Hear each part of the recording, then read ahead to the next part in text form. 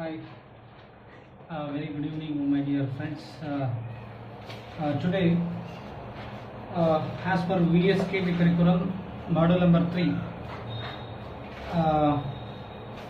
deduction in computing total income. The module number 3, I am going to discuss today's session. In today's session, my dear friends, deduction in computing total income. Here, total income means GTI minus under section 80 C2 ATU. These are the deductions. While you computing total income, the GTI minus GTI means the aggregate of each head of income, aggregate of 5 heads of income like salary, EHP, BP, CG, OS. Salary, house property, business or profession, capital gain and OS.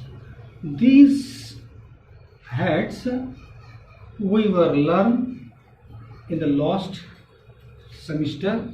3 heads we were learned in last semester. Rest of the 2 heads, capital gain and OS, we were discussed in the last sessions. So my dear friends, ATC and ATU, these are the deductions in computing total income. While you computing total income, GTI minus out of GTI, aggregate of 5 heads of income minus ATC to ATU. As per the new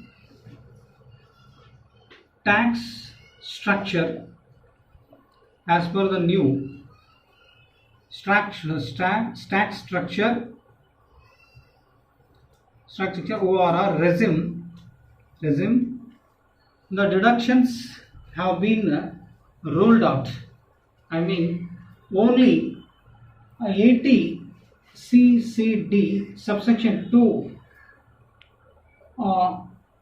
employer contribution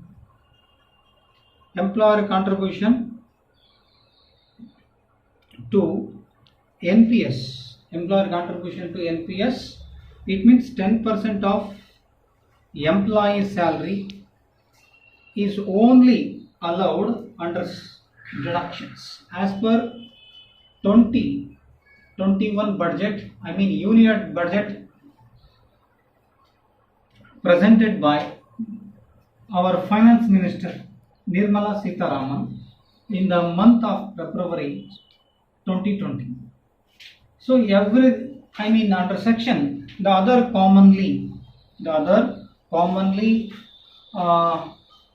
deductions such as ATC, ATD are not available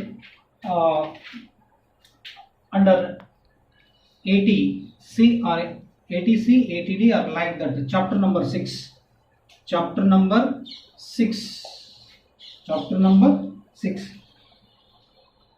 Or chapter number 6A, 6A, some deductions have been ruled out by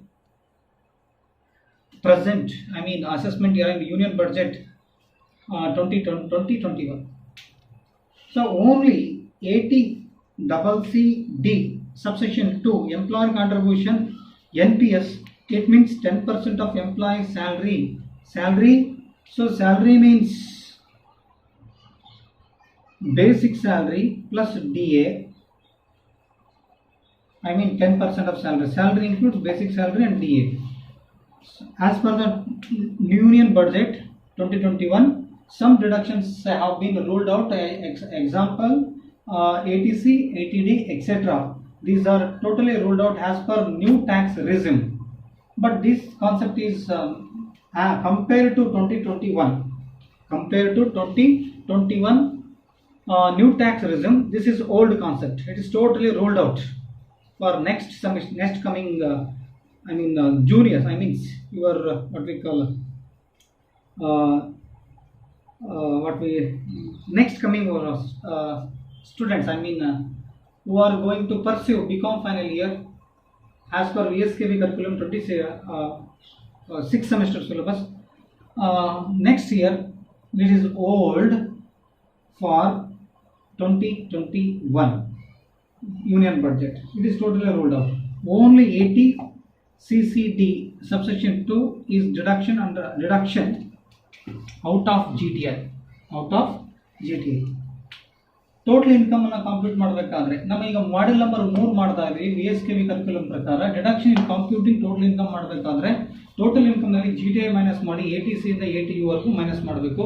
so ATC ಮತ್ತು ATU ಪ್ರಕಾರ deductions ಅಂದ್ರೆ GTI ಅಂದ್ರೆ ಏನು, 5 heads of income ಏನಿದೆಯಲ್ಲ total, 5 heads salary, house property, business or profession, capital gain ಮತ್ತು other sources. ಅಂದರೆ ಇವಿಷ್ಟು heads ಅನ್ನ ಟೋಟಲ್ ಮಾಡಿದ್ರೆ ಬರೋದು GTI. ಈ GTI ನಲ್ಲಿ ATC ಅಂದ್ರೆ ಇನ್ವೆಸ್ಟ್ಮೆಂಟ್ ಮಾಡಿದ್ರೆ, ಡೊನೇಷನ್ಸ್ ಅನ್ನ ಕೊಟ್ಟಿದ್ರೆ, ಮೆಡಿಕಲ್ ಎಕ್ಸ್ಪೆಂಡಿಚರ್ ಏನಾದರೂ ಮಾಡಿದ್ರೆ, ಈ ಪ್ರೀವಿಯಸ್ ಇಯರ್ ಏನು 1920 ಬಡ್ಜೆಟ್ ಏನಿದೆಯಲ್ಲ 2019 ಮತ್ತು 20ನೇ ಸಾಲಿನ ಬಡ್ಜೆಟಿನ ಪ್ರಕಾರ ATC, ATU, ATD, ATDD, ATDDB, ATC, ATCC, ATCCD ಎಲ್ಲದೂ ಬರ್ತಾ ಇತ್ತು 2019-20ನೇ ಟ್ಯಾಕ್ಸ್ ರೆಸ್ಯೂಮ್ ಪ್ರಕಾರ. ಯಾವಾಗ ನಿರ್ಮಲಾ ಸೀತಾರಾಮನ್ ಅವರು ಯೂನಿಯನ್ ಬಡ್ಜೆಟ್ ಅನ್ನು ಮಂಡನೆ ಮಾಡಿದ್ರು ಮೊನ್ನೆ ಫೆಬ್ರವರಿ ಮಂತಲ್ಲಿ, ಯೂನಿಯನ್ ಬಡ್ಜೆಟ್ 2021 ಅಂತ ಏನು ಮಾಡಿದ್ರು, ಅದರಲ್ಲಿ ಕೆಲವೊಂದು ಡಿಡಕ್ಷನ್ಸ್ ಅನ್ನ ತೆಗೆದ, ಆದರೆ ಪೂರ್ತಿ ನಾಟ್ ಅಲೌಡ್ ಮಾಡಿದ್ದಾರೆ, ಅಂದರೆ ಇಗ್ನೋರ್ ಮಾಡಿದ್ದಾರೆ. ಓನ್ಲಿ 80 80 CCD ಸಬ್ಸೆಕ್ಷನ್ 2 ಏನಿದೆ ಈ ಸೆಕ್ಷನ್ ಮಾತ್ರ GTI ನಲ್ಲಿ ಮೈನಸ್ ಮಾಡಲಿಕ್ಕೆ ಅನುಕೂಲ ಮಾಡಿಕೊಟ್ಟಿದ್ದಾರೆ ನಿರ್ಮಲಾ ಸೀತಾರಾಮನ್. ಇದು ನ್ಯೂ. ಮತ್ತು ಉಳಿದ ಸೆಕ್ಷನ್ಸ್ ಏನಾಯಿತು, ಎಕ್ಸಾಂಪಲ್ ATC ಮತ್ತು ATD ಏನು ಮಾಡಿದ್ರು, not available for exemption, I mean deduction out of GTI. Some modifications are made by Nirmala Sitharaman. ಈ ATCCD ಮತ್ತು 2 ಏನು ಹೇಳ್ತದೆ, employer contribution to NPS, national pension scheme ಅಂತ ಬಂತು. ಇದಕ್ಕಷ್ಟೇ 10% of employee salary. 10% of employee ಸ್ಯಾಲರಿಯಲ್ಲಿ ಏನು ಒಳಗೊಂಡಿರಬೇಕು, ಬೇಸಿಕ್ ಸ್ಯಾಲರಿ ಇರಬೇಕು, DA ಇರಬೇಕು. ಈ ಎರಡನ್ನು ಒಳಗೊಂಡಿರ್ತಕ್ಕಂಥ ಸ್ಯಾಲರಿಯಲ್ಲಿ 10% ಮಾತ್ರ ಕಾಂಟ್ರಿಬ್ಯೂಷನ್ ಮಾಡಿ ಎಂಪ್ಲಾಯರ್ ಮತ್ತು ಎಂಪ್ಲಾಯರ್ ಕಾಂಟ್ರಿಬ್ಯೂಷನ್ ಇಬ್ಬರದು ಏನು ಮಾಡಿದ್ರು, ಕ್ವಾಲಿಫೈ ಮಾಡ್ಕೊಳಕ್ಕೆ ಮಾಡಿದ್ರು. ಅದು GTI ಒಳಗಡೆ. ಇದು ನೆಕ್ಸ್ಟ್ ಫೈನಲ್ ಇಯರ್ಗೆ ಬರ್ತಕ್ಕಂಥ BCom ವಿದ್ಯಾರ್ಥಿಗಳಿಗೆ ಇದೆಲ್ಲ ಹಳೆ ಕಾನ್ಸೆಪ್ಟ್ ಆಗುತ್ತೆ. ಅದರಲ್ಲಿ ಈಗ ಪ್ರೆಸೆಂಟ್ ಇರೋರಿಗೆ ಇದನ್ನ ಸಿಲೆಬಸ್ ಪ್ರಕಾರ ನಾವು ಲರ್ನ್ ಮಾಡಬೇಕು. VSKV ಕರಿಕ್ಯುಲಮ್ ಪ್ರಕಾರ ಮಾಡಲ್ ನಂಬರ್ 3. ಕೆಲವೊಂದು ಲೀವ್ ಟ್ರಾವೆಲಿಂಗ್ ಕನ್ಸೆಷನ್ HRA ಅಂತ ಇದೆ, ಅದನ್ನೆಲ್ಲ ರೂಲ್ಡ್ ಔಟ್ ಮಾಡಿದ್ದಾರೆ. ಸೊ ಈಗ ಯಾವುದಕ್ಕೆ ನೆಕ್ಸ್ಟ್ 2021 ಯಾರು ಎಂಪ್ಲಾಯಿ ಗೌರ್ಮೆಂಟ್ ಎಂಪ್ಲಾಯಿ ಯಾರು ಸ್ಯಾಲ್ರಿಡ್ ಪರ್ಸನ್ ಇರ್ತಾನೆ ಅದಕ್ಕೆಲ್ಲ ಕೆಲವೊಂದೆಲ್ಲ ಮಾಡಿಫಿಕೇಶನ್ ಮಾಡಿದ್ದಾರೆ. ಸೊ ಏನೆಲ್ಲ ಮಾಡಿಫಿಕೇಶನ್ ಆಗಿದೆ ಅನ್ನೋದು ಸ್ವಲ್ಪ ಲೈಟಾಗಿ ಹೇಳಿದೆ. ಅದೇ ಥರ ಈ 2021 ಯೂನಿಯನ್ ಬಡ್ಜೆಟ್ ಪ್ರಕಾರ ಕೆಲವೊಂದು ಸರ್ಚಾರ್ಜ್ ಅಂತೇಳಿ 50 ಲಕ್ಷಕ್ಕಿಂತ ಹೆಚ್ಚಿದ್ರೆ ಸರ್ಚಾರ್ಜ್ ಅಪ್ಲಿಕೇಬಲ್ ಅಂದರೆ surcharge has to be paid. ಸರ್ಚಾರ್ಜನ್ನು ಹಾಕಬೇಕಾಗುತ್ತೆ, ಸರ್ಚಾರ್ಜನ್ನು ಪೇ ಮಾಡಬೇಕಾಗುತ್ತೆ. ಜೊತೆಗೆ ಹೆಲ್ತ್ ಆ್ಯಂಡ್ ಎಜುಕೇಷನ್ ಸೆಸ್ ಅಂತೇಳಿ 4% ಮಾಡಿದ್ದಾರೆ. ಮತ್ತು ರಿಬೇಟನ್ನು 7,500 ರೂಪಾಯಿಗಿಂತ 12,500 ಇನ್ಕ್ರೀಸ್ ಮಾಡಿದ್ದಾರೆ. ಅಂದರೆ ಸೆಕ್ಷನ್ 87A ಸ್ವಲ್ಪ ಸ್ಯಾಲರಿಡ್ ಪರ್ಸನ್ ಸಂಬಂಧಪಟ್ಟಂಗೆ ನಾನು ಹೇಳ್ತಾ ಇದ್ದೀನಿ. ಸೊ ಅದೇ ಥರ ಇಲ್ಲಿ ಈಗ ಸಿಲೆಬಸ್ ಪ್ರಕಾರ ಸೊ ಈಗ VSKV 2000 ಅಂದರೆ 2020 ಯಾರು ಓದ್ತಾ ಇದ್ದಾರೆ BCom 6 ಸೆಮಿಸ್ಟರ್ ಅವರಿಗೆ ಮಾಡಲ್ ನಂಬರ್ 3 ಇದೆ ಹೇಳ್ತಾ ಇದ್ದೀನಿ. ಬಟ್ ನಾನು ಯೂನಿಯನ್ ಬಡ್ಜೆಟ್ ಬಗ್ಗೆ ಸ್ವಲ್ಪ ಐಡಿಯಾ ಕೊಟ್ಟೆ. ಸೊ 1920 ಪ್ರಕಾರ ಇವಾಗ ನಾನು ಹೇಳ್ತಾ ಇದ್ದೀನಿ. ಪ್ರೀವಿಯಸ್ ಇಯರ್ ಏನಿದೆ ಟ್ಯಾಕ್ಸ್ ರಿಸೀಮ್ ಅನ್ನು ನಾನು ಈಗ ಹೇಳ್ತಾ ಇದ್ದೀನಿ, ಅದು ಸಿಲೆಬಸ್ ಇದೆ, ಅದ್ರ ಪ್ರಕಾರ ಡೀಲ್ ಮಾಡ್ತಾ ಹೋಗ್ತಾ ಇದ್ದೀನಿ. ಈಗ ಯಾವುದೇ ಒಬ್ಬ ವ್ಯಕ್ತಿ ಇನ್ಕಮ್ ಅನ್ನು ಅರ್ನ್ ಮಾಡಿದ್ರೆ, ಈ 5 ಹೆಡ್ಸಲ್ಲಿ ಇನ್ಕಮ್ ಅನ್ನು ಅರ್ನ್ ಮಾಡಿದ್ರೆ ಸರ್ಕಾರಕ್ಕೆ ಒಂದು ತೆರಿಗೆಯನ್ನು ಪಾವತಿ ಮಾಡಬೇಕು. ತೆರಿಗೆ ಮಿತಿ 2,50,000 ರೂಪಾಯಿ ಇದೆ. ಅಂದರೆ 2,50,000 ರೂಪಾಯಿವರೆಗೂ ಸರ್ಕಾರಕ್ಕೆ ತೆರಿಗೆಯನ್ನು ಪಾವತಿ ಮಾಡುವಂತಿಲ್ಲ. 2,50,000 ₹1 ಸ್ಟಾರ್ಟ್ ಆದರೆ ಅಪ್ ಟು ನೆಕ್ಸ್ಟ್ ಏನು ಬರ್ತಕ್ಕಂಥ ಇನ್ಕಮ್ಸ್ಗೆಲ್ಲ, ಎಕ್ಸಾಂಪಲ್ ಒಂದು 6 ಲಕ್ಷ ಇದೆ ಅಂತ ಹೇಳಿದ್ರೆ 6 ಲಕ್ಷದಲ್ಲಿ 2,50,000 ರೂಪಾಯಿ ಮೇಲೆ ಟ್ಯಾಕ್ಸ್ ಕಟ್ಟಂಗಿಲ್ಲ. ಇನ್ನು ಉಳಿದಿರ್ತಕ್ಕಂಥ ಅಮೌಂಟ್ ಎಷ್ಟು ಉಳಿದಿದೆ, 3,50,000 ಇದೆಯಲ್ಲ, ಇದನ್ನ ಸ್ಲ್ಯಾಬ್ ವೈಸ್ ಮಾಡ್ತಾ ಬರಬೇಕು. ಇದು next coming classes tax liability ಅಂತ ಬಂದಾಗ ನಾನು ಡೀಟೇಲ್ ಆಗಿ ಹೇಳ್ತೀನಿ. ಸೊ ಇಷ್ಟು ನೀವು ನೆನಪಿಟ್ಕೊಂಡ್ರೆ ಸಾಕು. ಅದೇ ಥರ ಈ GTI ಅಂತ ಬಂದಾಗ salary, house property, business or profession, capital gains, other sources. ಈ ಡಿಡಕ್ಷನ್ಸ್ ಅಂತ ಬಂದರೆ, ಡಿಡಕ್ಷನ್ ಇನ್ ಕಂಪ್ಯೂಟಿಂಗ್ ಟೋಟಲ್ ಇನ್ಕಮ್ ಅಂತ ಬಂದರೆ ಚಾಪ್ಟರ್ ನಂಬರ್ 6A ಪ್ರಕಾರ ಕೆಲವೊಂದು ಡಿಡಕ್ಷನ್ಸ್ ಅನ್ನು ಮಾಡಬೇಕು ATC ಇಂದ ATU. ಸೊ ಇದ್ರ ಬಗ್ಗೆ ನಾವು ಡಿಸ್ಕಸ್ ಮಾಡ್ತಾ ಹೋಗೋಣ. ಸೊ ಡಿಡಕ್ಷನ್ಸ್ ಕನ್ನಡದಲ್ಲಿ ಕಡಿತಗಳು ಅಂತ ಹೇಳ್ತೀವಿ. ಇದರಲ್ಲಿ total income. What you mean by total income? Total income means gross total income minus and deductions under section 80C to 80U is called total income. What do you mean by gross total income? This concept we were learned in the previous semester. So GTI means aggregate of 5 heads of income, namely salary, house property, business or profession, capital gain and other sources. These 5 heads treated as gross total income. Out of gross total income minus 80C to 80U, the balance will be total income. So here deductions, which are the deductions we will going to learn for today's session, and let us discuss bit by bit. So keep it in your mind. ADC, ATD something sections are deductions ಏನಿದೆಯಲ್ಲ ಈಗಿನ syllabus ಪ್ರಕಾರ ಕಲಿಬೇಕು. ಮುಂದಿನ ದಿನಗಳಲ್ಲಿ ಇದು ಯಾವುದು ruled out, ಎಲ್ಲ ruled out ಆಗಿದೆ, ಎಲ್ಲ ಚೇಂಜಸ್ ಆಗಿದೆ. ಉಳಿದಿರೋದು ಒಂದೇ ಡಿಡಕ್ಷನ್ಸ್ ಅಂದರೆ ಗ್ರಾಸ್ ಟೋಟಲ್ ಇನ್ಕಮ್ನಾಗ ATC ಇತ್ತು, ATD ಇತ್ತು ಅಂದರೆ ಅದನ್ನು ಮೈನಸ್ ಮಾಡ್ಲಿಕ್ಕೆ ಬರಲ್ಲ. ನೆಕ್ಸ್ಟು 2020-21 ಏನಿದೆಯಲ್ಲ, next assessment year, financial year assessment year book ಅನ್ನು ಪ್ರಿಂಟ್ ಮಾಡುತ್ತಾರಲ್ಲ, ಅದರಲ್ಲಿ ಇದೆಲ್ಲ ಡಿಡಕ್ಷನ್ಸ್ ಇರಲ್ಲ. ಬಟ್ ಕೆಲವೊಂದು ಯೂನಿವರ್ಸಿಟಿ ಪ್ರಕಾರ ಕೆಲವೊಂದು ಟಾಪಿಕ್ಸನ್ನು ಲರ್ನ್ ಮಾಡಬೇಕಾಗುತ್ತೆ. ಬಟ್ ಇದು ಈಗ ಯೂನಿಯನ್ ಬಡ್ಜೆಟ್ 2021 ಪ್ರಕಾರ ಈಗ ವಾಸ್ತವವಾಗಿ ನೋಡಿದ್ರೆ ಇದು ಹಳೆ ಕಾನ್ಸೆಪ್ಟ್. ಏನಿದು ಹಳೆ ಕಾನ್ಸೆಪ್ಟ್. ಇದರಿಂದ ಏನು ಉಪಯೋಗ ಆಗ್ತದೋ ಬಿಡ್ತದೋ ಗೊತ್ತಿಲ್ಲ. ಬಟ್ ಇದು ಸ್ಟೇಟಸ್, ಇದು ಪ್ರೆಸೆಂಟ್. ವಾಟ್ ಆರ್ ದ ಅಂದರೆ ಏನಿದೆ, ವಾಟ್ ಆರ್ ದ ಫ್ಯಾಕ್ಟ್ಸ್, ಅದನ್ನು ನಾನು ಹೇಳಿದ್ದೀನಿ. ಸೊ ಕೆಲವೊಂದು ಇನ್ನೂ ಭಾಳಷ್ಟು ಇದೆ ಹೇಳೋದು. ನಾವು ನೆಕ್ಸ್ಟ್ ಕ್ಲಾಸ್ನಾಗ 1 by 1 ಸ್ವಲ್ಪ ಅಪ್ಡೇಟ್ ಮಾಡ್ತಾ ಹೋಗ್ತೀನಿ. ಓಕೆ, ಈಗ ನೆಕ್ಸ್ಟ್ ನಲ್ಲಿ ಈ ಡಿಡಕ್ಷನ್ಸ್ ಇರಲ್ಲ, ಒಂದೇ ಡಿಡಕ್ಷನ್ ಉಳಿಸ್ಕೊಂಡಿದ್ದಾರೆ ನಿರ್ಮಲಾ ಸೀತಾರಾಮನ್ ಮೊನ್ನೆ ಪ್ರೆಸೆಂಟ್ ಮಾಡಿರ್ತಕ್ಕಂಥ ಯೂನಿಯನ್ ಬಡ್ಜೆಟಲ್ಲಿ. Okay, next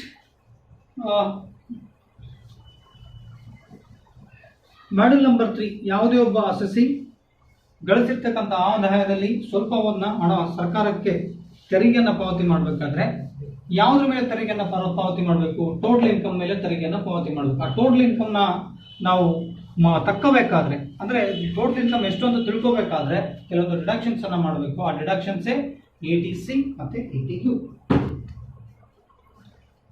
okay, for the purpose of calculation of income tax, for the purpose of calculation of income tax, all the incomes are classified or grouped under 5 heads: salary, house property, business or profession, capital gains and other sources.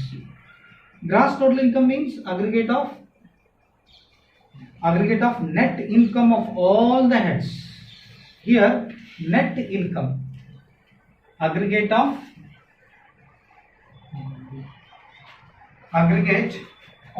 net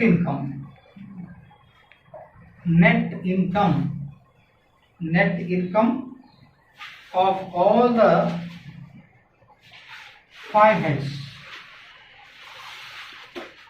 Here net income means all the 5 heads. Salary, one head, first head.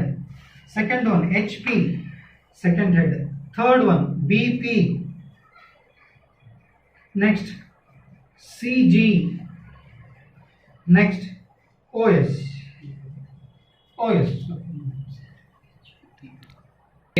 Aggregate of net income of all the 5 heads. Here salary, net salary. Here GTA means aggregate of net income of all the 5 heads. Salary is the first head. How do you compute salary? Net salary. Out of gross salary, for the purpose of calculating net salary, we have to deduct under section 16.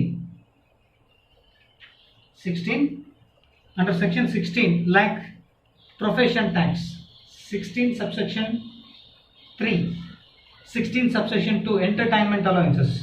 After deducting gross salary under section 16 ನಲ್ಲಿ ಬರ್ತಕ್ಕಂಥ ಕೆಲವೊಂದು expenses, profession tax ಮತ್ತೆ entertainment allowances minus ಮಾಡಿದ್ರೆ ಬರೋದೇನೋ net salary, ಅಂದ್ರೆ ಇಲ್ಲಿ net income. Next HP. How do you compute net income from house property? Minus under section 24, standard deduction, interest on loan. then only the balance will be net house property. Here net income from house property after deducting ಅಂದರೆ ಈ 5 heads ಇದೆ, 5 heads ಅಲ್ಲಿ net income ಅನ್ನು compute ಮಾಡಬೇಕಾದ್ರೆ first salary ಅಂತ ಹೇಳಿದೆ. ಸ್ಯಾಲರಿಯಲ್ಲಿ net salary ಹೆಂಗೆ ಕಂಡುಹಿಡಿಬೇಕು ಅಂತ ಹೇಳಿದ್ರೆ, ನೆಟ್ ಸ್ಯಾಲರಿಲಿ ಗ್ರಾಸ್ ಸ್ಯಾಲರಿ ಹುಡುಗ ನೀವು ಮಾಡಿರ್ತೀರಿ, ಅದ್ರ ಕಡೆಗೆ ಲೆಸ್ ಡಿಡಕ್ಷನ್ ಅಂಡರ್ ಸೆಕ್ಷನ್ 16 ಅಂತ ಬರ್ದಿರ್ತೀರಿ. ನೆನ್ಪು ಮಾಡ್ಕೋಬೇಕು. You have to remember past semester, I mean previous semester means last time 5th semester ಅಲ್ಲಿ ಸ್ವಲ್ಪ ರಿಮೆಂಬರ್ ಮಾಡ್ಕೊಡ್ರಿ. ಸ್ಯಾಲರಿ ಮಾಡಬೇಕಾದ್ರೆ ಕೆಲವೊಂದು ಡಿಡಕ್ಷನ್ಸ್ ಮಾಡಿರ್ತೀರಿ ಅಂಡರ್ ಸೆಕ್ಷನ್ 16 ಅಂತೇಳಿ, ಪ್ರೊಫೆಷನ್ ಟ್ಯಾಕ್ಸ್, ಎಂಟರ್ಟೈನ್ಮೆಂಟ್ ಅಲವೆನ್ಸಸ್, ಅದನ್ನು ಮೈನಸ್ ಮಾಡಿದ್ರೆ ಬರೋದು ನೆಟ್ ಸ್ಯಾಲರಿ. ಅದೇ ಥರ ಹೌಸ್ ಪ್ರಾಪರ್ಟಿ ಮಾಡಬೇಕಾದ್ರೆ ಗ್ರಾಸ್ ಆನ್ಯುವಲ್ ವ್ಯಾಲ್ಯೂ ಅಂತ ಮಾಡಿರ್ತೀರಿ ಅಥವಾ ಆನ್ಯುವಲ್ ವ್ಯಾಲ್ಯೂ ಅಂತ ಮಾಡಿರ್ತೀರಿ. ಆನ್ಯುವಲ್ ವ್ಯಾಲ್ಯೂನಲ್ಲಿ ಏನು ಮಾಡ್ತೀವಿ, ಲೆಸ್ ಡಿಡಕ್ಷನ್ ಅಂಡರ್ ಸೆಕ್ಷನ್ 24 ಪ್ರಕಾರ standard deduction 30%, interest on loan ಅಂತ ಮಾಡಿರ್ತೀರಿ. ಸೊ ಇಂಟ್ರೆಸ್ಟ್ ಆನ್ ಲೋನ್ ಅವೆರಡನ್ನ ಮೈನಸ್ ಮಾಡಿದ್ರೆ ಸಿಗೋದು net income from house property. ಅದೇ ತರ BP, business or profession, income from business or profession, profits and gains from business or professions, total business income ಬಂದಿರುತ್ತೆ. ಕೆಲವೊಂದು deductions ಇದ್ರೆ under section 30 to 43D, some expense are allowed under section from 30 to 43B, 43D 30ರಿಂದ 43D ವರೆಗೂ ಕೆಲವೊಂದು ಅಲೋವಲ್ expense ಇದೆ business ಅಲ್ಲಿ. ಆ business income ನಲ್ಲಿ 30 ಇಂದ 43D ವರೆಗೂ ಬರ್ತಕ್ಕಂಥ ಸೆಕ್ಷನ್ಸ್ ನಲ್ಲಿ ಬರ್ತಕ್ಕಂಥ ಎಲ್ಲ ಎಕ್ಸ್ಪೆನ್ಸ್ ಅನ್ನು ಮೈನಸ್ ಮಾಡಿದ್ರೆ ನಿಮಗೆ ಬರೋದು net income from business or profession. This is old concept, I mean past year ಅಂದ್ರೆ ಪ್ರೀವಿಯಸ್ ಇಯರ್ 5ನೇ ಸೆಮಿಸ್ಟರ್ ಅಲ್ಲಿ ಲರ್ನ್ ಮಾಡಿದ್ರಿ. ಮತ್ತೆ capital gain we were learn last 2 days ago regarding capital gains. Capital gains, some example are incomes, I mean computation of capital gains. While you computing the capital gains, there are some exemptions are there under section 54. ಮೊನ್ನೆ ತರ ನಾವು learn ಮಾಡಿವಿ capital gain ಅಲ್ಲಿ ಕೆಲವೊಂದು long term capital gain before exemptions ಅಂತ ಬಂದಾಗ exemptions ಅಂತ ಬರುತ್ತೆ 54.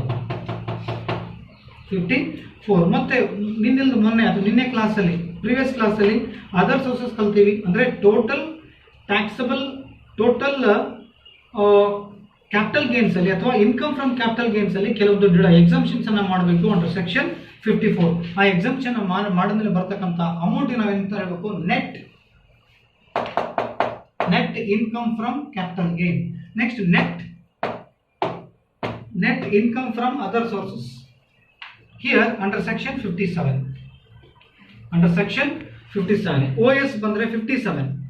Under section 57 ಪ್ರಕಾರ ಕೆಲವೊಂದು ಡಿಡಕ್ಷನ್ಸ್ ಅನ್ನ ಮಾಡಬೇಕು OS ಅಲ್ಲಿ. ಪ್ರತಿಯೊಂದಕ್ಕೂ ಕೆಲವೊಂದು ಸೆಕ್ಷನ್ಸ್ ಇದೆ, ಅದನ್ನ ಸಬ್ಸ್ಟ್ರಾಕ್ಟ್ ಮಾಡಿದ್ಮೇಲೆ ಬರ್ತಕ್ಕಂಥದ್ದೇ ನೆಟ್ ಇನ್ಕಮ್. ಈ ನೆಟ್ ಇನ್ಕಮ್ ಬಂದಿದ್ದಕ್ಕೋಸ್ಕರ ಇಷ್ಟೆಲ್ಲ ನಾನು remember ಮಾಡಬೇಕಾಯ್ತು. 16, 24, 30 to 43D, section 54 under section 57. These are the sections comes under separate, I mean respective head aggregate of net income. So this is the meaning of a gross total income under chapter, I mean deductions in computing total income. So aggregate of net income means these are the deductions of, I mean after deduction of these amount should be treated as net income. 5 ತೆಲೆಯಲ್ಲಿ ಇರ್ತಕ್ಕಂಥ 5 ತೆಲೆಯ 1 2 3 4 5 heads ಏನಿಲ್ಲ, ಇದು 5 ಹೆಡ್ಸಿನ total ಅನ್ನು ನಾವೇನಂತ ಹೇಳಬೇಕು, aggregate of net income ಗೆ ನಾವು GTI, ಈ GT ನಲ್ಲಿ ಕೆಲವೊಂದು ಮೈನಸ್ ಮಾಡಬೇಕು under section, I mean chapter number 6A ಅಂತ, ರೋಮನ್ ಅಂಕೆ 6 ಚಾಪ್ಟರ್ 6A ಪ್ರಕಾರ ಕೆಲವು ಡಿಡಕ್ಷನ್ಸ್ ಮಾಡಬೇಕು. ಇದನ್ನೇ ನಾವು ಇವತ್ತು ಕಲಿತಾ ಇದ್ದೀವಿ.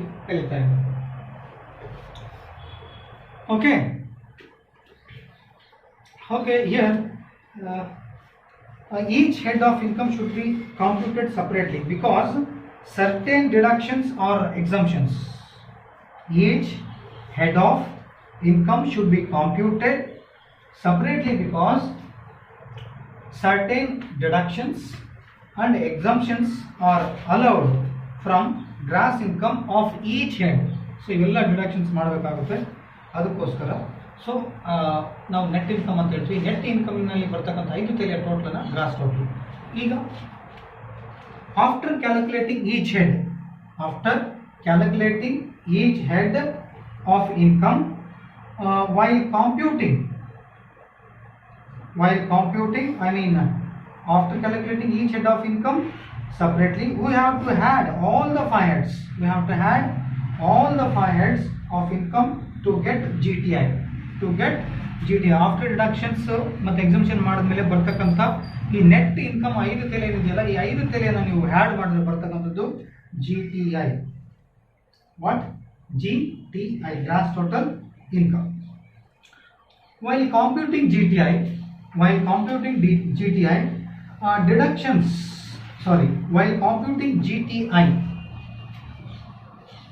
okay, while computing GTI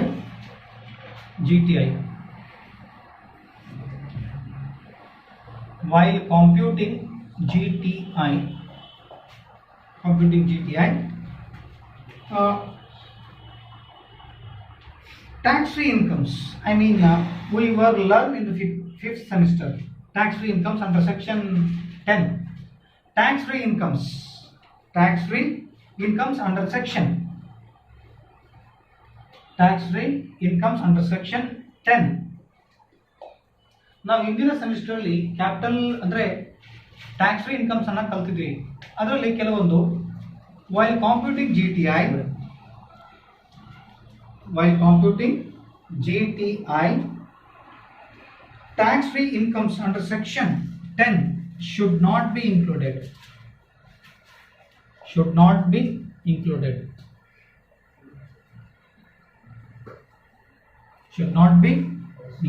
My dear friends, it is very important point to remember and keep it in your mind while computing GTI. While computing any GTI means 5 heads of income.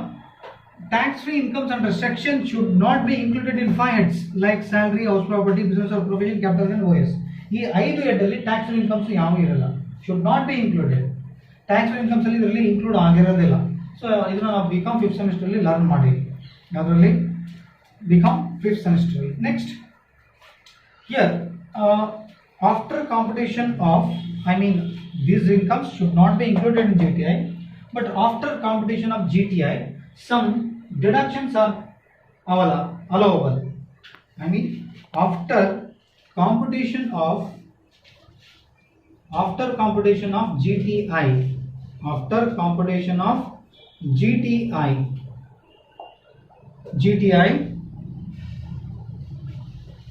deduct permissible deduction under section 80. Gross total income find out ಮಾಡಿದ್ಮೇಲೆ ಈಗ ಬರ್ತಕ್ಕಂಥದ್ದೇ ನಮಗೆ ಕೆಲವೊಂದು under section 80 start ಆಗುತ್ತೆ.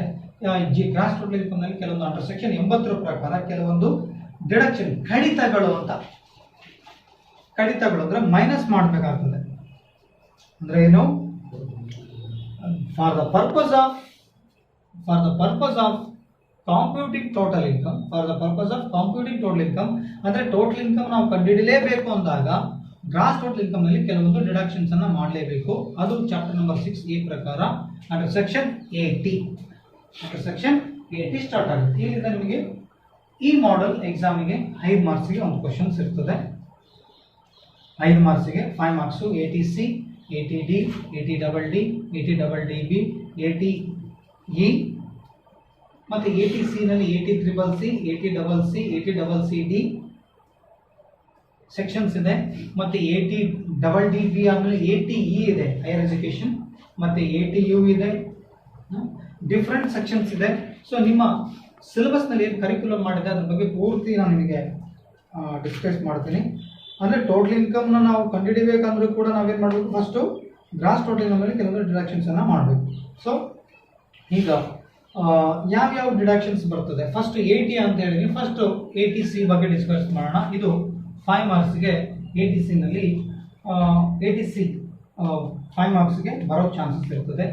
ಅದಾದ್ಮೇಲೆ ATD ಇದೆ, ಅಂದ್ರೆ ATC ಆದ್ಮೇಲೆ ATCC ಇದೆ, ATCCC ಇದೆ, ಆಮೇಲೆ ATCCD ಇದೆ, ATCCD1 ಇದೆ ಸಬ್ಸೆಕ್ಷನ್, ಆಮೇಲೆ ATCCC ಡಿ ಸಬ್ಸೆಕ್ಷನ್ 2 ಇದೆ. ಇದ್ರ ಬಗ್ಗೆ ಡಿಸ್ಕಸ್ ಮಾಡ್ತಾ ಹೋಗೋಣ. ಸೊ ಈಗ 5 ಮಾರ್ಕ್ಸ್ ಕ್ವಶನ್ ATC ನಲ್ಲಿ ಬರ್ತಕ್ಕಂಥ ಐಟಮ್ಸ್ ಯಾವ ಅಂತ ಹೇಳ್ತೀನಿ. ನೀವು ಅದನ್ನ ಬರ್ಕೊಳ್ಳೋದ್ರಿಂದ ಅಥವಾ ನಾನು ಹೇಳಬೇಕಾದ್ರೆ ಪಾಠ ಹೇಳೋದು ಬರ್ಕೊಳ್ಳೋದ್ರಿಂದ ನಿಮಗೆ ಹೆಲ್ಪ್ ಆಗ್ತದೆ. ಈಗ our discussion is on first ATC.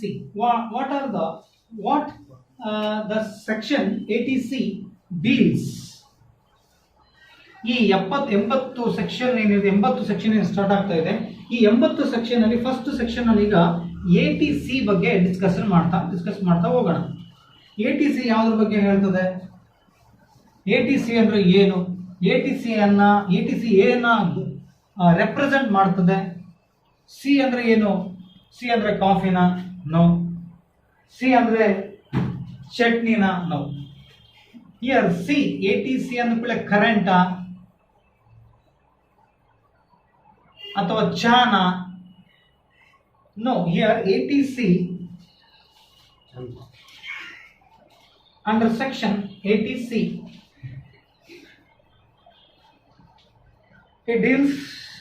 section deals has been inserted. ATC has been inserted from the assessment year 2006 and 7. ATC inserted in assessment year 2006 and 7. ಈ ATC ಅನ್ನ ಫಸ್ಟ್ ಅಂದ್ರೆ ATC ಯಾವ್ದ್ರ ಬಗ್ಗೆ ಡೀಲ್ ಮಾಡ್ತದೆ, ATC ಅಂದ್ರೆ ಏನನ್ನ ಹೇಳ್ತದೆ, ಏನನ್ನ ಪ್ರತಿನಿಧಿಸ್ತದೆ, ಏನನ್ನ ಪ್ರತಿಬಿಂಬಿಸ್ತದೆ, what it represents, ATC what it represents. But ATC has been inserted from the assessment year 2006 and 7.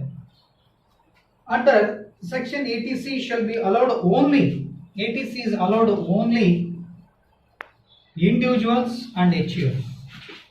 ಈ ATC ಯಾರಿಗೆ ಬೆನಿಫಿಟ್, ಇಂಡಿವಿಜುವಲ್ಸ್ಗೆ ಮತ್ತೆ HUF ಬೆನಿಫಿಟ್ ಆಗುತ್ತೆ. ಓಕೆ ಸರ್, ಇದು ಓಕೆ. ATC ಅಂದ್ರೆ ಏನಂತ ಹೇಳ್ಬೇಡ್ರಲ್ಲ ಅಂದ್ರೆ ಹೇಳ್ತೀನಿ, ಹಂಗೆ ನೋಡ್ಕೊಂತ ಇರ್ಬೇಕು. ವಿಡಿಯೋ ನೋಡ್ತಾ ಇದ್ರೆ ನಿಮಗೆ ATC ಯಾವ್ದ್ರ ಬಗ್ಗೆ ಐತಂತ ಗೊತ್ತಾಗ್ತದೆ. ಫಸ್ಟ್ ATC ಯಾವಾಗ ಬೆಳಗ್ಗೆ ತಂದ್ರು, 2006-2007ಕ್ಕೆ ಇನ್ಸರ್ಟ್ ಮಾಡಿದ್ರು ಫೈನಾನ್ಸ್ ಬಿಲ್ ಅಲ್ಲಿ ಅಥವಾ ಇನ್ಕಮ್ ಟ್ಯಾಕ್ಸ್ ಅಲ್ಲಿ. ಈ ATC ಯಾರಿಗೆ ಅನುಕೂಲ ಮಾಡ್ತದೆ, ಇಂಡಿವಿಜುವಲ್ಸ್ಗೆ ಮತ್ತೆ HUFಗೆ. ಮತ್ತೆ ಈ ATC ಅಂದ್ರೆ ಏನ್ ಸರ್ ಅಂದ್ರೆ ಯಾವ್ದ್ರ ಬಗ್ಗೆ ಹೇಳ್ತದೆ ಅಂದ್ರೆ, ಓಕೆ ಹೇಳ್ತೀನಿ, ಎಲ್ಲಿಲ್ಲ ಮತ್ತೆ ಟೈಮ್ ಆಗ್ತಾ ಬಂತು ಪಾಪ. ಇದು ಸೇವಿಂಗ್ಸ್ ಅಂಡ್ ಇನ್ವೆಸ್ಟ್ಮೆಂಟ್ಸ್ ಬಗ್ಗೆ ಹೇಳುತ್ತೆ. So ATC represents savings and investments. What are the savings, gentlemen? What are, and my dear friends, savings and investment. ATC ಏನನ್ನ ಹೇಳ್ತದೆ, ಉಳಿತಾಯ ಮತ್ತು ಹೂಡಿಕೆ ಬಗ್ಗೆ, ಅದರ ಒಂದು ಮಹತ್ವದ ಬಗ್ಗೆ ತಿಳಿಸಿಕೊಡ್ತದೆ ಈ ಸೆಕ್ಷನ್. ಇದು ಯಾವ ವರ್ಷ ಬೆಳಗ್ಗೆ ತಂದ್ರು ಅಂದ್ರೆ, ಹಣಕಾಸಿನ ವರ್ಷ 2006 ಮತ್ತು 2007 ಇಸ್ವಿ ಏನಿದೆ ಆ ವರ್ಷದಲ್ಲಿ ಇದನ್ನ ಇನ್ಕಮ್ ಟ್ಯಾಕ್ಸ್ ಅಲ್ಲಿ ಹಾಕಿದ್ರು. 1961 ಇನ್ಕಮ್ ಟ್ಯಾಕ್ಸ್ ಆಕ್ಟ್ ಏನಿದೆ ಅದ್ರಲ್ಲಿ ಹಾಕಿದ್ರು. ಸೊ ಇದು ಈ ATC ಯಾರಿಗೆ ಬೆನಿಫಿಟ್ ಆಗಿ ವರ್ಕ್ ಆಗ್ತದೆ, ಒಬ್ಬ ಸ್ಯಾಲರಿ ಅಂದ್ರೆ ಇಂಡಿವಿಜುವಲ್ಸ್ಗೆ, ಅಂದ್ರೆ less than the age, the people, the individuals means the people have less than 60 years age. 60 ವರ್ಷದ ಒಳಗಡೆ ಯಾರು ಇರ್ತಾರೋ ಅವರೆಲ್ಲ ಇಂಡಿವಿಜುವಲ್ಸ್ ಅಲ್ಲಿ ಬರ್ತಾರೆ. HUF ಹಿಂದೂ ಅಂಡರ್ವರ್ಲ್ಡ್ ಫ್ಯಾಮಿಲಿ, ಇವರಿಬ್ಬರಿಗೆ ಇದು ಬೆನಿಫಿಟ್ ಅನ್ನು ಕೊಡ್ತದೆ. ಇದು ATC. ಯಾವ್ಯಾವ ಸೇವಿಂಗ್ಸು ಇನ್ವೆಸ್ಟ್ಮೆಂಟು ನೆನ್ಪಿಟ್ಕೊಳ್ರಿ. ಸೇವಿಂಗ್ಸು ಇನ್ವೆಸ್ಟ್ಮೆಂಟ್ ಅಂತ ಬಂದ್ರೆ SI, ಪೊಲೀಸ್ ಇನ್ಸ್ಪೆಕ್ಟರ್ SI ಇರ್ತಾನಲ್ಲ, ಸಬ್ ಇನ್ಸ್ಪೆಕ್ಟರ್, ಸಬ್ ಇನ್ಸ್ಪೆಕ್ಟರ್ ಇರ್ತಾನಲ್ಲ, ಸಬ್ ಇನ್ಸ್ಪೆಕ್ಟರ್.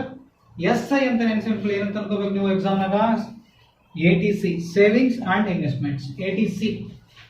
ಸೊ ಯಾವ್ಯಾವ ATCs ನಲ್ಲಿ ಬರ್ತವೆ ಉದಾಹರಣೆಗಳು, what are the examples or what are the investments and what are the savings comes under ATC.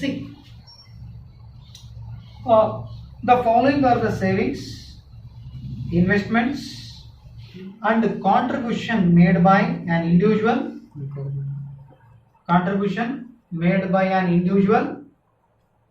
ORR HUF qualified under section ATC. The following examples are following the contributions. Following means I will quote savings and investments under what are comes under ATC. Here the following are the investments, savings or savings and investment and contribution made by individual or HEF for qualified under section ATC, namely life insurance premium. First one life insurance premium, LIP, life insurance premium on own life,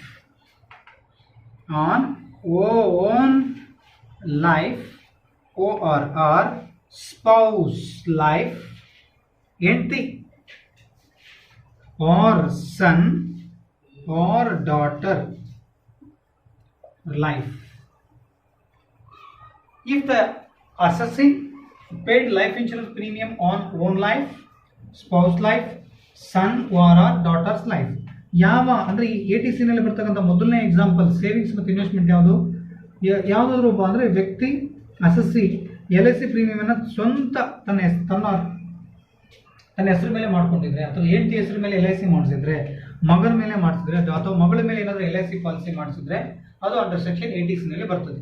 ಮತ್ತು ಅದರ ಬದಲಾಗಿ LIC premium paid on father, LIC premium paid on brother, LIC premium paid on mother, father, brother, sister ಮೇಲೆ ಏನಾದರೂ LIC premium ಅನ್ನು ಹಾಕಿದ್ರೆ ಅದು ಬರಲ್ಲ, ATC ನಲ್ಲಿ ಕ್ವಾಲಿಫೈ ಆಗಲ್ಲ.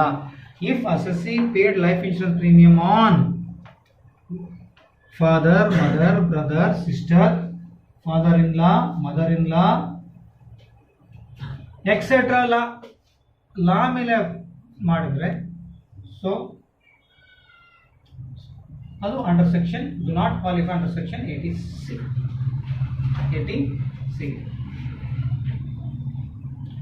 ನೆಕ್ಸ್ಟ್ ಇದನ್ನ ಹೇಳೋದಕ್ಕಿಂತ ಮುಂಚೆ ಇನ್ನೊಂದು ಪಾಯಿಂಟ್ ಇದೆ. ಇದರಲ್ಲಿ life insurance premium paid on own life, spouse life, children life subject to a maximum 10% of sum assured.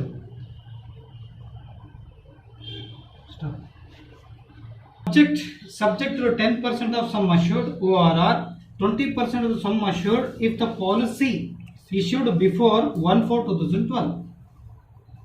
In case 15% of sum assured if policy is on the life of a person with disability on or after 1/4/2013. It means say that example LIC premium is this point is very important. LIC premium rupees 5,000 in bracket 20,000 or 50,000 is sum assured. 50,000 ರೂಪಾಯಿ policy ಮಾಡಿಸಿರ್ತಾರೆ, 5,000 ರೂಪಾಯಿ premium ಕಟ್ತಿರ್ತಾರೆ ಅಂತ ಅನ್ಕೊಳ್ಳಿ. ಯಾವಾಗ when ಕ್ವಶನ್ನಲ್ಲಿ ಈ ಥರದ್ದು ಬರ್ತದೆ point, life insurance premium 5,000 ರೂಪಾಯಿ payment ಮಾಡಿ, ಸಮ್ ಅಶ್ಯೂರ್ಡು 50,000 ರೂಪಾಯಿ, ಅಂದರೆ 50,000 ರೂಪಾಯಿ ಪಾಲಿಸಿ ಮಾಡಿಸಿರಿ ನೀವು ನಿಮ್ಮ ಹೆಸರಲ್ಲೇ ಅಥವಾ ಮಕ್ಕಳ ಹೆಸರಲ್ಲಿ ಯಾರೋ ಪಾಲಿಸಿ ಮಾಡಿಸಿದ್ದಾರೆ, ಸಮ್ ಅಶ್ಯೂರ್ಡು ಕೊಟ್ಟನ, ಲೈಫ್ ಇನ್ಶೂರೆನ್ಸ್ ಪ್ರೀಮಿಯಮು ಕೊಟ್ಟನ 5,000 ರೂಪಾಯಿ. ಇದರಲ್ಲಿ ನೀವು ಮಾಡಬೇಕಾದ್ರೆ ಇಲ್ಲಿ ಹೇಳಿದ ಹಾಗೆ 10% ಸಮ್ ಅಶ್ಯೂರ್ 10% ಅಂದರೆ ಇದನ್ನ 50,000 ಅನ್ನೋದಕ್ಕಿಂತ 60,000 ಇತ್ತು ಅಂತ ಅಂದ್ಕೊಳ್ಳಿ. ಇಷ್ಟು 60,000. ಸೊ ಇದರಲ್ಲಿ 10% ಸಮ್ ಅಶ್ಯೂರ್ಡ್ ಮಾಡಿದ್ರೆ ಇಷ್ಟು 10%. Life insurance premium 5,000, sum assured 60,000 ಇತ್ತು ಅಂತ ಅಂದ್ಕೊಳ್ರಿ. 60,000 ಪಾಲಿಸಿ ಮಾಡ್ತಾರ, ವರ್ಷಕ್ಕೆ 5,000 ರೂಪಾಯಿ ಪ್ರೀಮಿಯಂ ಕಟ್ತಾ ಇರ್ತಾರೆ. ಈಗ ಕ್ವಶನ್ ಕೊಟ್ಬಿಡ್ತಾನೆ. ಕ್ವಶನಲ್ಲಿ ಕೊಟ್ಟಿರೋದು ಏನು ಬಿಡಿಸ್ಬೇಕು, ಎಕ್ಸಾಂಪಲ್ ಇದ್ರ ಮೇಲೆ 10% ಮಾಡಿದ್ರೆ 6,000 ರೂಪಾಯಿ ಬರ್ತದೆ. 5,000 ಮತ್ತು 6,000 ಇವೆರಡರಲ್ಲಿ ವಿಚ್ ಎವರ್ ಈಸ್ ಲೋಯರ್ ಆ ಲೋಯರ್ ಅಮೌಂಟನ್ನು ATC ನಲ್ಲಿ ಕ್ವಾಲಿಫೈ ಮಾಡಬೇಕು. ಇಷ್ಟು ATC ನಲ್ಲಿ ಕ್ವಾಲಿಫೈ ಮಾಡಬೇಕು. ಮತ್ತು ಇದಕ್ಕೆ ಸರ್ಕಾರ ಒಂದು ಮ್ಯಾಕ್ಸಿಮಮ್ ಲಿಮಿಟ್ ಅಂತ ಮಾಡಿದೆ, ಅದನ್ನು ಬಿಟ್ ಬೈ ಬಿಟ್ ಹೇಳ್ತೀನಿ. So when policy amount sum assured amount, life insurance premium amount ಎರಡೂ ಕೊಟ್ಟಾಗ ಕ್ವಶನಲ್ಲಿ ಸಮ್ ಅಶ್ಯೂರ್ಡ್ ಪಾಲಿಸಿ ನಾನು 50,000 ರೂಪಾಯಿ ಪಾಲಿಸಿ 60,000 ರೂಪಾಯಿ ಪಾಲಿಸಿ ಮಾಡ್ತೀನಿ ನನ್ನ ಮಗನ ಹೆಸರಲ್ಲಿ ಅಂತ ಅಂದ್ಕೊಳ್ಳಿ. ಅಥವಾ ನಿಮ್ಮ ಮಗ ಅಸಸ್ಯ ತನ್ನ ಮಗನ ಹೆಸರಲ್ಲೇ ಮಗಳ ಹೆಸರಲ್ಲೇ ಅಥವಾ ಹೆಂಡತಿ ಹೆಸರಲ್ಲೇ ಒಂದು 60,000 ರೂಪಾಯಿ ಪಾಲಿಸಿ ಮಾಡಿಸಿದ್ರೆ ವರ್ಷಕ್ಕೆ 5,000 ರೂಪಾಯಿ ಪ್ರೀಮಿಯಂ ಕಟ್ತಾ ಇದ್ದಂದ್ರೆ 10% ಮಾಡಿದ್ರೆ 6,000 ಬರ್ತದೆ. 5 ಮತ್ತು ಈ ಪ್ರೀಮಿಯಂ 5,000 ರೂಪಾಯಿ ಕಟ್ತಾ ಇದ್ದೀನಿ, 5 + 6 ಇವೆರಡರ ಸಣ್ಣ ಅಮೌಂಟು ADCಗೆ ಕ್ವಾಲಿಫೈ ಮಾಡಬೇಕು. ಅದೇ ಪಾಲಿಸಿ 1/4/2012 ಒಳಗಡೆ ಇಶ್ಯೂ ಮಾಡಿದ್ರೆ 10% ಬದಲಾಗಿ 20% ತಗೋಬೇಕು. If the policy issued before 1/4/2012 instead of 10%, 20% is to be taken for consideration of calculating life insurance premium along with 20% of sum assured.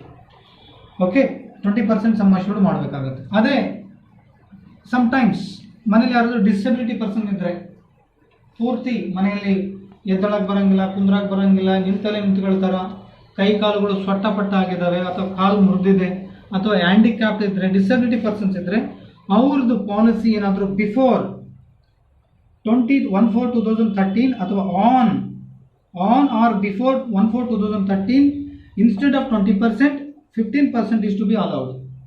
Person with disability 15% is to be allowed out of sum assured. ಅಂದರೆ 60,000 ಮೇಲೆ first 10% ಹೇಳಿದ್ನಾ, ಆಮೇಲೆ 20% ಹೇಳಿದ್ನಾ, ಇವಾಗ ಎಷ್ಟು 15%. ಯಾವಾಗ ಮನೆಯಲ್ಲಿ ಯಾರಾದರೂ disability person ಕೈ ಕಾಲು ಸರಿಗಿರದೇ ಇರ್ತಕ್ಕಂಥ ಯಾರಾದರೂ ಅವರಿಗೋಸ್ಕರ ಪಾಲಿಸಿ ಅವ್ರ ಹೆಸರ ಮೇಲೆ ಮಾಡಿಸಿದ್ರೆ 15% ಮಾಡಬೇಕಾಗುತ್ತೆ. ಅದು ಪಾಲಿಸಿ ಇದಕ್ಕಿಂತ ಮುಂಚೆ 1/4/2013, ಇದು 20%, 1/4/2012 ಒಳಗೆ, ಇದು 1/4/2013 ಅಥವಾ ಅದಕ್ಕಿಂತ ಮುಂಚೆ. ಸೊ ಇದು ಕ್ವಶನಲ್ಲಿ ಎರಡು ಮಿಕ್ಸ್ ಈ ಥರ ಕೊಟ್ಟಾಗ.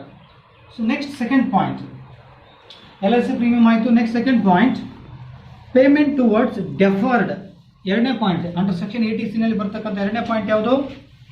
Second point, payment towards deferred annuity plan. Deferred annuity plan is son, daughter. Okay, is over. Second point, payment towards deferred annuity plan. Annuity plan comes under section 80C. Second point, this is also comes under 80C. This is 5 marks question for undergraduation, I mean BCom final years. Next, deduction made by government from the salary of employee for making provisions for spouse and children subject to a maximum of 20% of salary. ಅಂದರೆ ಸರ್ಕಾರ ಏನಾದರೂ ಸರ್ಕಾರಿ ಎಂಪ್ಲಾಯಿಯಿಂದ ಸ್ಯಾಲ್ರಿಯಲ್ಲಿ 20% ಅಷ್ಟು ಹೆಂಡತಿಗೆ ಅಥವಾ ಅದರ ಅಸಸಿಯ ಹೆಂಡತಿಗೆ ಮತ್ತು ಮಕ್ಕಳಿಗೆ ಮುಂದಿನ ದಿನಗಳಲ್ಲಿ ಅನುಕೂಲ ಆಗಲಿ ಅಂತ ಏನಾದರೂ ಮಾಡಿದರೆ, some deductions made by government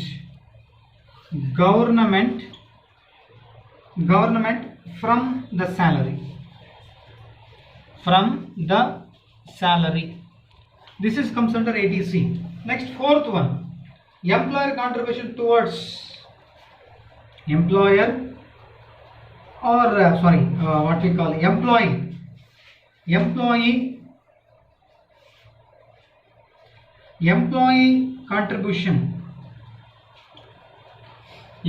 contribution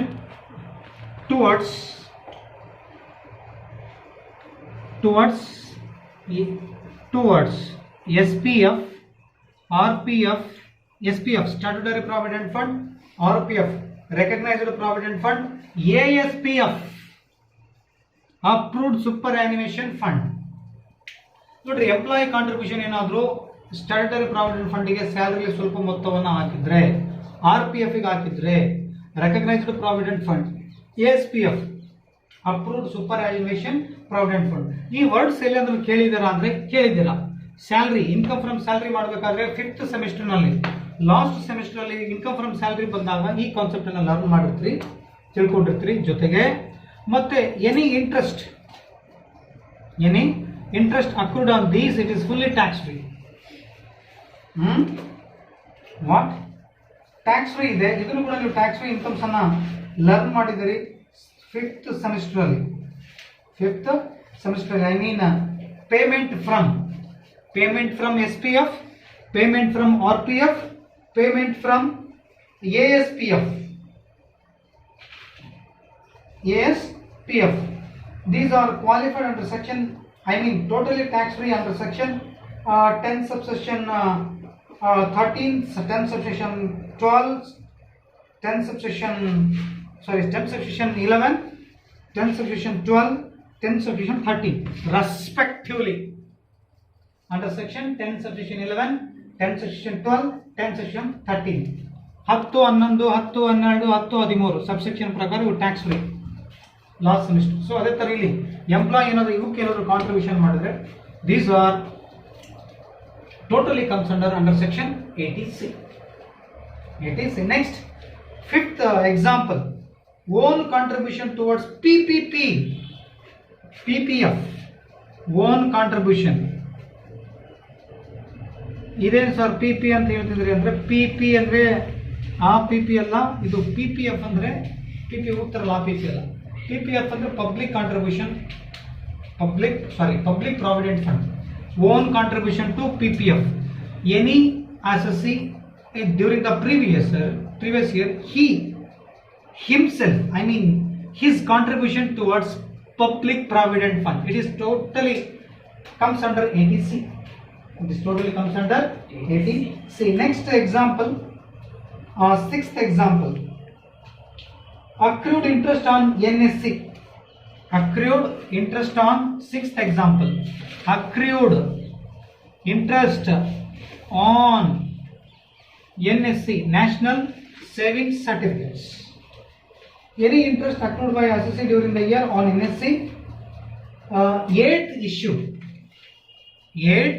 issue, Roman 5, 6, 7, 8. Eighth issue. Interest accrued on NSC 82, it is totally comes under 80C. Even though purchase of NSC is also comes under 80C. Okay. National Saving Certificates. Next example, contribution towards ULIP.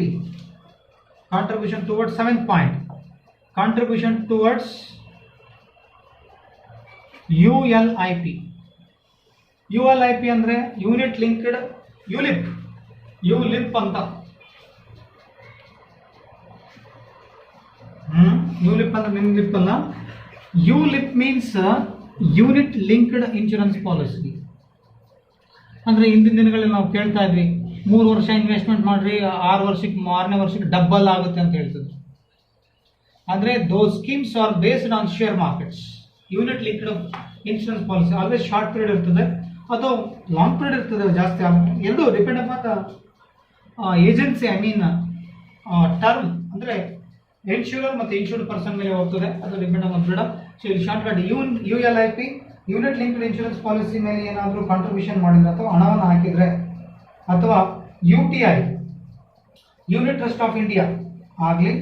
ಮತ್ತು ನೆನಪಿರಲಿ, LIC premium any member in case of HUF, LIC premium any member of family ಮೇಲೆ payment, LIC premium ಕಟ್ಟಿದ್ರು ಕೂಡ 80C ನಲ್ಲಿ ಬರ್ತದೆ. ಇನ್ನೊಂದು point ನೆನ್ಪಿಟ್ಕೋಬೇಕು, ಇಂಡಿವಿಜುವಲಿಗೆ ಇಷ್ಟು.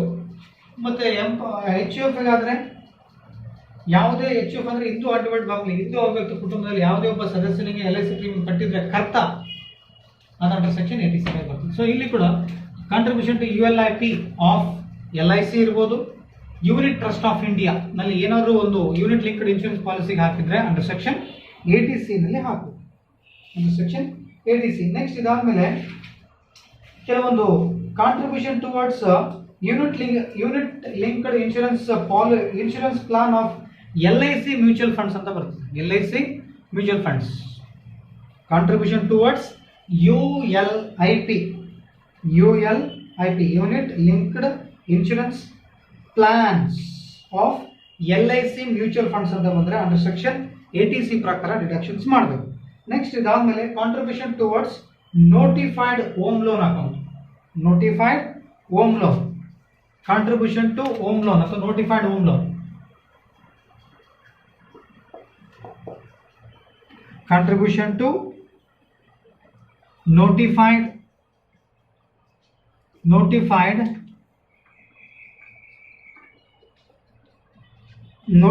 home loan account.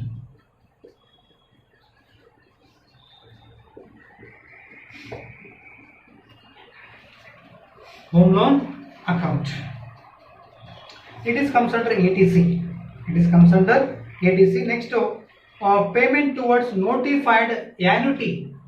Notified annuity of LIC. Annuity of LIC. ಇದು ಕೂಡ ATC ನಲ್ಲಿ ಬರ್ತದೆ. So 1 2 3 4 5 6 7 8 9 points.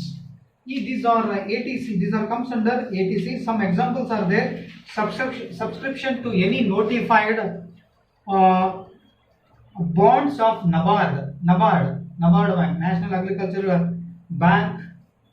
I mean, rural development and something going through the NABARD. Agriculture RRB ಗೆ Apex Bank. I mean, head of the institution bank is Apex Bank. So NABARD. ಈ ನಬಾರ್ಡ್ ಬ್ಯಾಂಕ್ಗೆ ಸಂಬಂಧಪಟ್ಟಿರ್ತಕ್ಕಂಥ bond NABARD bank, NABARD ಏನು ಕೇಳಿದ್ರಲ್ಲ ಅಗ್ರಿಕಲ್ಚರ್ಗೆ head banks, agriculture purely oriented bank, ಆ bank ಸಂಬಂಧಪಟ್ಟಂಗ ಬಾಂಡ್ಗಳಲ್ಲಿ ಹಣವನ್ನು ಹೂಡಿಕೆ ಮಾಡಿದ್ರೆ ATC ನಲ್ಲಿ ಬರ್ತದೆ. Next, amount deposited in 5 year. Next point ಎಷ್ಟು ಪಾಯಿಂಟ್ಸ್ ಆಯಿತು? 9 7 10 ಆಯಿತು. ನೆಕ್ಸ್ಟ್ 12 ಏನು? Amount deposited in 5 year. Time deposit in post office. ಪೋಸ್ಟ್ ಆಫೀಸ್ನಲ್ಲಿ ಟೈಮ್ ಡೆಪಾಸಿಟ್ಸ್ ಅಂತ ಬರ್ತದೆ, TDS ಅಂತ. Amount deposited in 5 year, TDS, time deposit scheme in post office ATC ನಲ್ಲಿ ಬರ್ತದೆ. ಆಮೇಲೆ any contribution made to Sukanya Samriddhi account scheme. Any contribution made to Sukanya Samriddhi account scheme ಅಲ್ಲಿ ಕೂಡ ಹಾಕಿದ್ರೆ ಅಂಡರ್ ಸೆಕ್ಷನ್ ATC ಪ್ರಕಾರ ಮಾಡಬಹುದು. ಇನ್ನು ಕೆಲವೊಂದು ಎಕ್ಸಾಂಪಲ್ಸ್ ಇದೆ. ಏನು? ಸನ್ಸ್ ಟ್ಯೂಷನ್ ಫೀಸ್ ಅನ್ನ ಪೇಮೆಂಟ್ ಮಾಡಿದ್ರೆ, payment of sons tuition fees ಅನ್ನ ಕೊಟ್ರೆ ಅದು ATC ನಲ್ಲಿ ಬರ್ತದೆ, ATC. ನೆಕ್ಸ್ಟ್ ಅದಾದ್ಮೇಲೆ ನೆನ್ಪಿಟ್ಕೊಳ್ರಿ, contribution to notified home loan ಅಕೌಂಟಿಗೆ ಹಾಕಿದ್ರೆ ATC. ಈ ಹೋಮ್ ಲೋನಿಗೆ ಇಂಟ್ರೆಸ್ಟ್ ಕಟ್ಟಿದ್ರೆ ಬರಲ್ಲ. Interest on home loan account ಇದ್ರೆ ಅದನ್ನ ATC ನಲ್ಲಿ ಹಾಕಬಾರ್ದು. ಅಂದ್ರೆ ಹೋಮ್ ಲೋನ್ ತಗೊಂಡಿರ್ತೀರ ಬಡ್ಡಿ ಕಟ್ಟಿದ್ರೆ ATC ನಲ್ಲಿ ಹಾಕಕ್ಕೆ ಬರಲ್ಲ. Okay. Investment in infrastructure bonds ಅಂತ ಬರ್ತದೆ. ಇನ್ವೆಸ್ಟ್ಮೆಂಟ್ ಇನ್ ಇನ್ಫ್ರಾಸ್ಟ್ರಕ್ಚರ್ ಬಾಂಡ್ಸ್ ಇದು ATC ನಲ್ಲಿ ಬರ್ತದೆ. ಯಾವ್ದ್ರಲ್ಲಿ? ATC. ಮತ್ತೆ ಮಗಂದು ಟ್ಯೂಷನ್ ಫೀಸ್ ಇದ್ರೆ, payment of sons tuition fees ಇದ್ರೆ ಅದು ಕೂಡ ATC ನಲ್ಲಿ ಬರ್ತದೆ. ಯಾವ್ದ್ರಲ್ಲಿ? ATC. ಮತ್ತೆ purchase NSC 8th issue, purchase of NSC national saving certificates 8th issue ಇದ್ರೂ ಕೂಡ ಅದು ATC ನಲ್ಲಿ ಬರ್ತದೆ. ಅರೌಂಡ್ ನಾನು 14 ರಿಂದ 15 ಪಾಯಿಂಟ್ಸ್ ಹೇಳಿದೆ. ಹೌದಾ? ಯಾವ್ಯಾವ ಅಂತ ಹೇಳಿದೆ? ಇನ್ವೆಸ್ಟ್ಮೆಂಟ್ ಇನ್ ಇನ್ಫ್ರಾಸ್ಟ್ರಕ್ಚರ್ ಬಾಂಡ್ಸ್ ನೆನ್ಪಿಟ್ಕೊಳ್ರಿ, payment of sons tuition fees ಇಟ್ಕೊಳ್ರಿ. ಇದೇ ಸ್ವಲ್ಪ ಈಗ SPF, RPF, ASPF ಇದೆ. ಇದ್ರ ಬದಲಿಗೆ URPF ಅಂತ ಬರ್ತದೆ.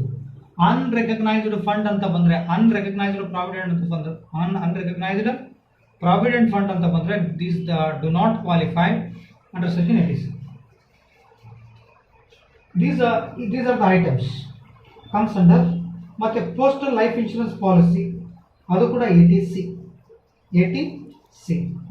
Payment of sons tuition fees, payment of daughter tuition fees, payment of housing loan, repayment of housing loan, investment in infrastructure bonds, contribution to RPF, SPF, ESPF, accrued interest on NSC, subscription to NSC 8th issue, subscription to notified home loan account. These are comes under ATC. These are the examples of ATC. But the government of India, the amount of deduction for under section ATC is 1,50,000. ಇದಕ್ಕೆ maximum limit ಸರ್ಕಾರ ಎಷ್ಟು ಮಾಡಿದೆ? 1,50,000 ರೂಪಾಯಿಗಿಂತ ಜಾಸ್ತಿ ಆಗಬಾರ್ದು. ಇದಕ್ಕೆ maximum ceiling amount ಅಂತ ಹೇಳ್ತೀವಿ. ಮ್ಯಾಕ್ಸಿಮಮ್ ಲಿಮಿಟ್ ಎಷ್ಟಕ್ಕಿಂತ ಜಾಸ್ತಿ ಹೋಗಬಾರ್ದು? 1,50,000 50ಗಿಂತ ಜಾಸ್ತಿ ಇರಬಾರ್ದು. ಎಕ್ಸಾಂಪಲ್ ಇದನ್ನೆಲ್ಲ ಐಟಮ್ಸ್ ಹೇಳಿದೆ ನಾನು. ಆ ಐಟಮ್ಸ್ ಏನೋ 16 ಐಟಮ್ಸ್ ಹೇಳಿದೆ ಎಕ್ಸಾಂಪಲ್ಸ್. ಆ 16 ಐಟಮ್ಸ್ ಎಕ್ಸಾಂಪಲ್ ಟೋಟಲ್ ಮಾಡಿದ್ರೆ 1,60,000 ಬಂತು ಅಂತ ಅನ್ಕೊಳ್ರಿ. ಒಂದೊಂದು ಐಟಮ್ ಇಂದ 10,000, 16 ಐಟಮ್ ಇಂದ 10,000 ಅಂದ್ರೆ 1,60,000. ಸರ್ಕಾರ ನಿಗದಿ ಮಾಡಿರೋದು ಎಷ್ಟು? 1,50,000. ಇವೆರಡರಲ್ಲಿ ವಿಚ್ ಎವರ್ ಈಸ್ ಲೋಯರ್ 1,50,000 ಇದನ್ನ ಗ್ರಾಸ್ ಟೋಟಲ್ ಇನ್ಕಮ್ ನ ಕಳಿಬೇಕು. ಯಾವ್ದ್ರಾಗ GTI ಅಂತ ಹೇಳ್ತಿದ್ನಲ್ಲ, ಆ GTI ನಲ್ಲಿ ಮೈನಸ್ ಮಾಡ್ಬೇಕು. GTI ಸಬ್ಸ್ಟ್ರಾಕ್ಟ್ ಮಾಡ್ಬೇಕು. ಇದೇ ಉಲ್ಟಾ ಇತ್ತು. Example 1,40,000, 1,50,000. Which ever is lower 1,40,000. This is the way of calculating under section 80C. ಇದ್ರ ಮೇಲೆ ಒಂದು 5 ಮಾರ್ಕ್ಸ್ ಕ್ವಶನ್ ಅನ್ನು ನಾವು ಬಿಡಿಸೋಣ. ಏನ್ ಮಾಡೋಣ? 5 ಮಾರ್ಕ್ಸ್ ಕ್ವಶನ್ ಅನ್ನು ಬಿಡಿಸೋಣ. ಇನ್ನು ಎಕ್ಸಾಂಪಲ್ಸ್ ಏನಾದರೂ ಇದೆ ಸರ್ ಇದಕ್ಕೆ 80C ನಲ್ಲಿ ಬರೋದು? ಇನ್ನು ಬಹಳಷ್ಟು ಎಕ್ಸಾಂಪಲ್ಸ್ ಇದೆ. ಎಂಪ್ಲಾಯ್ ಕಾಂಟ್ರಿಬ್ಯೂಷನ್ ಈ NPS ಎಷ್ಟು ನ್ಯಾಷನಲ್ ಪೆನ್ಷನ್ ಸ್ಕೀಮ್ ಅಂತ ಬರ್ತದೆ, ಅದೂ 80C ನಲ್ಲಿ ಬರ್ತದೆ. ಆಮೇಲೆ ಇನ್ನು ಎಕ್ಸಾಂಪಲ್ಸ್ ಅಂತ ಹೇಳೋದಾದ್ರೆ ಅದನ್ನ ಕ್ವಶನ್ ಬಂದಾಗ ನಿಮಗೆ ಮತ್ತೆ ಡೀಟೇಲ್ ಆಗಿ ನಾನು ಎಕ್ಸ್ಪ್ಲೇನ್ ಮಾಡ್ತೀನಿ. ಈಗ ಇಷ್ಟು ನೀವು ನೆನ್ಪಿಟ್ಟುಕೊಂಡ್ರೆ ಸಾಕು 80C ನಲ್ಲಿ. ಮತ್ತೆ 80C ನಲ್ಲಿ ಇನ್ನೇನಾದರೂ ಡಿಡಕ್ಷನ್ಸ್ ಇದೆಯಾ?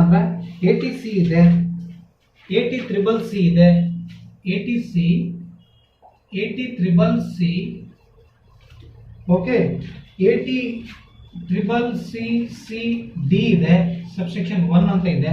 ಇದಕ್ಕೆಲ್ಲ ಮ್ಯಾಕ್ಸಿಮಮ್ ಲಿಮಿಟ್ ಎಷ್ಟು ಅಂದರೆ 1,50,000 ರೂಪಾಯಿಗಿಂತ ಜಾಸ್ತಿ ಇರಬಾರ್ದು.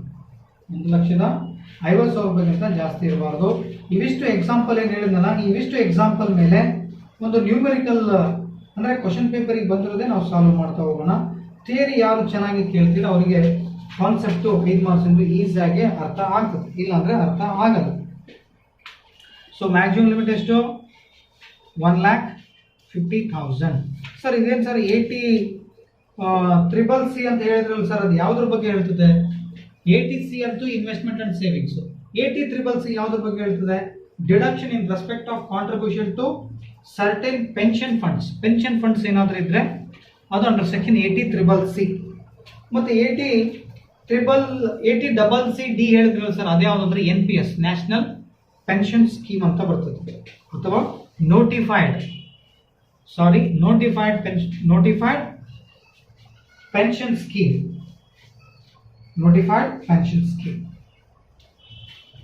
ನೆಕ್ಸ್ಟ್ ಅದಾದ್ಮೇಲೆ 80CCD1 ಅಂತ ಹೇಳಿದ್ನಲ್ಲ, ಅದು ಯಾವುದ್ರ ಬಗ್ಗೆ? ಎಂಪ್ಲಾಯಿ ಕಾಂಟ್ರಿಬ್ಯೂಷನ್ ಟು NPS ಅಂತ. ಸೊ ಇದ್ರ ಮೇಲೆ ಒಂದು ಕ್ವಶನ್ ಬಿಡಿಸಿ ಎಕ್ಸಾಂಪಲ್ ಜೊತೆಗೆ, ಅಂದರೆ ಥಿಯರಿ ಕೇಳಿದ್ರೆ 5 ಮಾರ್ಕ್ಸಿಗೆ, ಬಿಡಿಸ್ಲಿಕ್ಕೆ 5 ಮಾರ್ಕ್ಸ್ ಈಸಿ ಆಗುತ್ತೆ. ಬಿಡಿಸೋಣ 5 ಮಾರ್ಕ್ಸಿಗೆ. ಯಾವ ಎಕ್ಸಾಂಪಲ್ಸ್ ಅಂತ ಹೇಳಿದಲ್ಲ ಅವಿಷ್ಟು ಎಕ್ಸಾಂಪಲ್ ಅಂತ ತಗೋಬೇಕು. I mean what we were discuss on 80C. Some sections are, rest of the sections are there. 80D is there, 80DD is there, 80DD, 80DDB, 80E and 80G. Some sections are there according to the previous curriculum. We will discuss in the next class. I mean today apart from up to 80C we were discussed. Then I spoke on 80C. Now numerical session on 80C only. ಇನ್ನು ಉಳಿದ topic ಭಾಳ ಇದೆ. ಈಗ 5 ಮಾರ್ಕ್ಸಿಗೆ 80C examples ಹೇಳಿದ್ನಲ್ಲ, 15ರಿಂದ 16 examples ಏನು ಹೇಳಿದ್ನಲ್ಲ, ಇಷ್ಟು examples ಕೂಡ ಇಲ್ಲಿ ಬೋರ್ಡ್ ಮೇಲೆ ಕೂಡ ಬರ್ದಿದ್ದಿದೆಯಲ್ಲ ಎಕ್ಸಾಂಪಲ್ಸು. ಸೊ ಅವಿಷ್ಟು ಎಕ್ಸಾಂಪಲ್ ಏನು ಹೇಳಿದ್ದೀನಿ, ಅವಿಷ್ಟು ಎಕ್ಸಾಂಪಲ್ಸು ಅಂದರೆ ಈ ಎಕ್ಸಾಂಪಲ್ಸ್ ಎಲ್ಲ ಕ್ವಶನಲ್ಲಿ ಕೊಡ್ತಾನೆ ಐಟಮ್ಸು. 80Cಗೆ ಬರೋವು ಯಾವ ಬರಲಾರ್ದು, ಅಂದರೆ ತೊಗೋಬೇಕಾಗಿರೋದು ಯಾವ, ತೊಗೋಬಾರ್ದಾಗಿರ್ತಕ್ಕಂಥದ್ದು ಯಾವ ಕನ್ಸಿಡರ್ ಮಾಡ್ಬೋದು. ಸಿಂಪಲ್ ಹೇಳ್ಬಿಡ್ತೀನಿ. ಒಂದು ಇಂಟ್ರೆಸ್ಟ್ ಆನ್ ಹೌಸಿಂಗ್ ಲೋನ್ ಇದ್ರೆ ಬರಲ್ಲ, ಕಾಂಟ್ರಿಬ್ಯೂಷನ್ ಟು URPF ಇದ್ರೆ ಬರಲ್ಲ, life insurance premium on brother, sister, mother, father loans ಏನಾದ್ರು ಲೈಫ್ ಇನ್ಶೂರೆನ್ಸ್ ಪ್ರೀಮಿಯಂ ಪೇಮೆಂಟ್ ಮಾಡಿದ್ರೆ ಆ ಥರದ್ದು ಐಟಮ್ಸು ಸಾಮಾನ್ಯವಾಗಿ ಬರಲ್ಲ. ಅವನ್ನ ನೋಟ್ ಹಾಕಿದ್ರೆ ಸಾಕು. ಉಳಿದ್ವಲ್ಲ 80Cಗೆ ಬರೋವಿರ್ತವೆ. ಎಕ್ಸಾಂಪಲ್ಸ್ ಏನು 16ರಿಂದ 17 ಎಕ್ಸಾಂಪಲ್ಸ್ ಹೇಳಿದ್ನಲ್ಲ, ಆ ಎಕ್ಸಾಂಪಲ್ಸು ಯಾರು ಥಿಯರಿ ಕೇಳಿರ್ತಾರೋ ಅವ್ರಿಗೆ ಈಸಿಯಾಗಿ ಅರ್ಥ ಆಗ್ತದೆ. ಸೊ ಈಗ ಆ ಥಿಯರಿ ಬೇಸಿಸ್ ಮೇಲೆ ನಾನು ಹೇಳಿದ ಪ್ರಕಾರ ಈಗ ATC ಬರೋದು ಯಾವುದು, ATC ಬರಲಾರ್ದು ಯಾವುದು ಅನ್ನೋದನ್ನ 5 ಮಾರ್ಕ್ಸ್